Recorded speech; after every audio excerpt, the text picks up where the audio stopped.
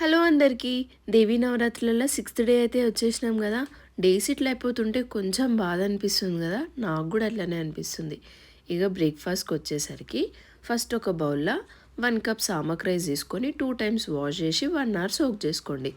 1 hour soak చేసుకున్న తర్వాత water మొత్తం డ్రైన్ చేసేసి ఒక ప్లేట్లోకి సామక్ రైస్ వేసుకొని దీనిలోనే బాయిల్ చేసుకున్న ఆలు, పచ్చిమిర్చి, కొంచెం కొత్తిమీర, సాల్ట్, వేయించి పొట్టు తీసేసిన పల్లీలను కూడా వేసుకొని మొత్తం మిక్స్ చేసుకొని ఇప్పుడు గుంత పొంగనాల ప్యాన్ ఉంటుంది కదా, దానిలో కొంచెం కొంచెం అన్నిట్లో ఆయిల్ వేసుకొని అది వేడి కాగానే దీన్ని ఇట్లా రౌండ్ బాల్స్ లాగా చేసేసుకొని దీనిలో పెట్టుకొని లో ఫ్లేమ్లో 2 సైడ్స్, ఒక సైడ్ 10 మినిట్స్ ఇంకో సైడ్ 10 మినిట్స్ కుక్ చేసుకొని పైనుంచి క్రిస్పీగా లోపల సాఫ్ట్గా చాలా టేస్టీ ఉంటాయి.